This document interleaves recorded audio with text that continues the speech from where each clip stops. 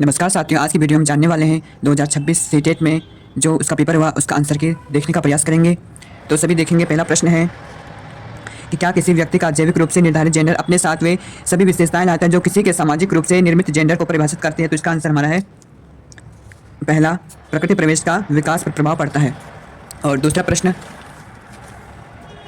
प्रश्न है के दौरान एक प्रमुख विकासात्मक कार्य व्यक्तिगत, यौन और व्यावसायिक की पहचान खोजे।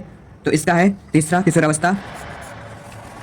इसके बाद हमारा प्रश्न है, इसमें तीसरा प्रश्न है और तीसरा प्रश्न कह रहा है कि अभिकथन है बच्चे समाज के मूल्य और मानदंडों को प्रत्यक्ष और अप्रत्यक्ष तरीके से सीखते हैं। और दूसरा है सामाजिकरण के समाज रीति रिवाजों और अनुष्ठानों को पारित करने की एक सरल प्रक्रिया है। तो इसका सही आंसर है तीसरा, ए सही है और आर गलत है।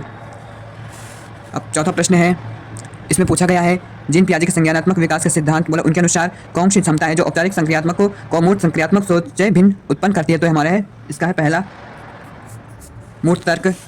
पांचवा प्रश्न है, जीन पियाजे बोला महत्वपूर्ण आलोचना विकास पर और प्रभाव से विचार करने पर विफल थे द्वितीय संस्कृति के। इसके बाद हमारा प्रश्न छठवां है कि निम्नलिखित में से कौन सा कारक सुमेलित सही है। तो इसका पहला है दंड और आज्ञाकारिता उन्मुखीकरण बुरे परिणाम से बचाव। सातवां प्रश्न है, जीन पियाजे वाइगोस्की के दृष्टिकोण में कौन सी मान्यता समान है। इसका है कि जीन पियाजे और लेवाइगोस्की के दृष्टिकोण में कौन सी मान्यता समान है। तो बच्चे अर्थ का निर्माण की प्रक्रिया में शामिल होते हैं। आठवां प्रश्न है, लेवाइगोस्की ने प्रस्तावित किया था कि बच्चों में बहुत क्षमता होती है जिसमें वे कार्य शामिल होते हैं जिन्हें दूसरों के सहयोग से कर सकते हैं। तो सही आंसर चौथा है। इसके बाद हमारा प्रश्न है नौवां, इसमें दो हैं अभिकथन है और कारण है बुद्धि परीक्षण और विस्तारित अवलोकन के संचालन का उद्देश्य बच्चों के विशिष्ट आयाम और क्षमताओं की तुलना करना है। दूसरा है बुद्धिमत्ता एक जन्मजात क्षमता है और इसे पोषित नहीं किया जा सकता है। तो पहला हमारा नेगेटिव हुआ और दूसरा भी हमारा नेगेटिव हुआ। तो इसका आंसर हमारा क्या हुआ, ए और आर दोनों गलत हैं। इसके बाद हमारा प्रश्न है दसवां प्रश्न कहता है एक शिक्षिका जो अपने माध्यमिक स्कूल की कक्षा में सचेत रूप से सभी जेंडर के वैज्ञानिकों के उदाहरण लेती है और कोशिश कर रही है कि वे क्या कर रही है, जेंडर रूढ़िवादियों को तोड़े। आपका सही आंसर एक है। इसके बाद हमारा प्रश्न है अभिकथन है सभी लड़कियां मेहनती होती हैं, ईमानदार होती हैं जबकि सभी लड़के बुद्धिमान होते हैं। ये हमारे नेगेटिव हुआ। दो विशिष्ट जैविक मस्तिष्क लड़कियों और लड़कों में शारीरिक और संज्ञानात्मक कौशल के साथ साथ व्यक्तित्व और स्वभाव में मतभेद होता है। तो ये भी हमारे नेगेटिव होता है। इसका सही आंसर 4 हुआ, ए और आर दोनों गलत हैं। इसके बाद हम जानेंगे प्रश्न 12, शिक्षार्थियों के सीखने की प्राथमिकताओं में व्यक्तिगत भिन्नताओं को किस रूप में देखा जाना चाहिए। तो इसका है विविधता का सामान्य चित्रण। सही आंसर है। प्रश्न 13, वह आंकलन जो किसी विद्यार्थी के प्राप्त अंकों को अन्य विद्यार्थियों के औसत प्रदर्शन से तुलना करने के लिए किया जाता है वह कौन सा कहलाता हमारा, मानक संदर्भित मूल्यांकन। सही आंसर 3 है। इसके बाद हमारा प्रश्न है 14। तो 14 वाला प्रश्न, कक्षा आंकलन के बारे में निम्नलिखित में कौन सा कथन सही है। तो इसमें है पहला और दूसरा, यानी आंकलन को छात्रों के अध्ययन करते समय संज्ञानात्मक प्रक्रियाओं को प्रभावित करना चाहिए और दूसरा आंकलन को अपने आप में सीखने के अनुभव के रूप में काम करना चाहिए। प्रश्न 15वां, निम्नलिखित में कौन सा प्रश्न विद्यार्थियों की उच्च स्तरीय आलोचनात्मक और विश्लेषणात्मक चिंतन कौशल को बढ़ावा देता है। तो 15 का जो है, एक ही घटना को दर्शाने वाले दो अखबारों में निहित मान्यताओं की पहचान करें तो ये उनके आलोचनात्मक और विश्लेषणात्मक चिंतन को बढ़ावा देगा। नेक्स्ट क्वेश्चन हमारा है 16 प्रश्न कहता है कि अभिकथन इसका खराब लेखन क्षमता वाले छात्रों को शिक्षकों द्वारा बौद्धिक रूप से अक्षम चित्रित किया जाता है। तो ये नेगेटिव हुआ। शिक्षकों में अंतर्निहित पूर्वाग्रह होते हैं और छात्रों में सीखने के व्यवहार में धारणा रखते हैं जो कि छात्रों के विकास को प्रभावित करता है। तो नेगेटिव हुआ। तो इसका हमारा आंसर है ए और आर दोनों गलत हैं। इसके बाद हमारा प्रश्न है 17वां। देखिए प्रश्न क्या कहता है, निम्नलिखित में कौन सा कक्षा में विविधता को बढ़ावा देने के लिए एक तरीका नहीं है।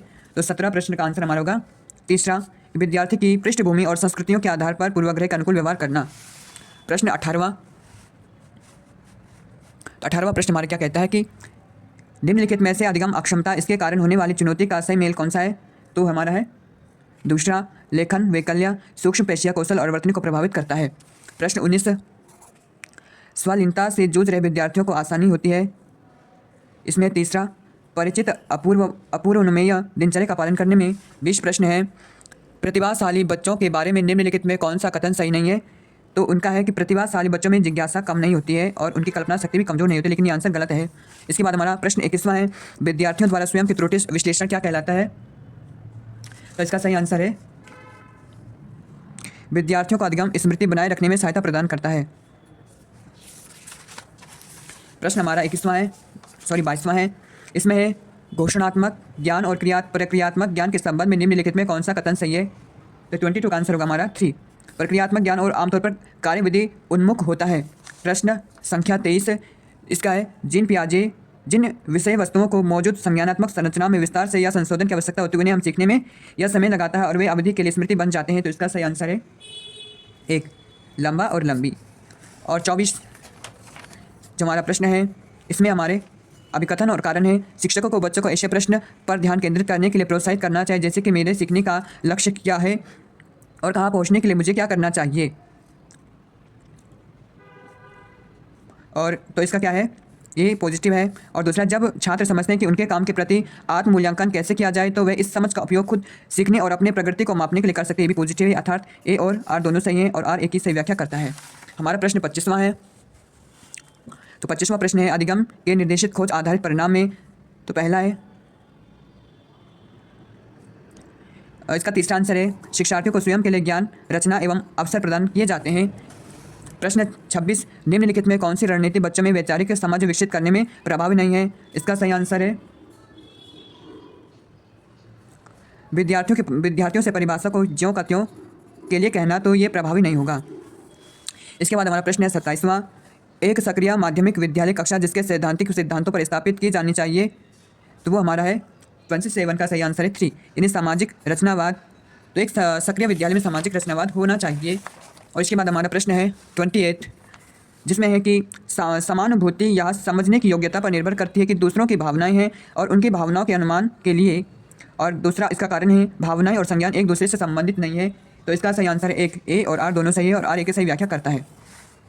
प्रश्न हमारा 29 क्या कहता है समझेंगे। एक माध्यमिक स्कूल की शिक्षक है जो छात्रों को रणनीति स्वप्रेरित और शिक्षार्थी बनाने में किस प्रकार का सक्षम बना सकता है। तो इसका सही आंसर हमारा है एक छात्रों को उनके अधिक संज्ञानात्मक ज्ञान कौशल विकसित करने के लिए प्रोत्साहित करके। प्रश्न लास्ट और अंतिम हमारा है 30वां प्रश्न। चलो चलते हैं, क्या कहता है निम्नलिखित में से कौन सा आंतरिक प्रेरणा का उदाहरण है। प्रश्न 30वां इसका है दूसरा व्यक्तिगत रुचि कार्य के लिए आनंद से प्रेरित अभिप्रेरणा।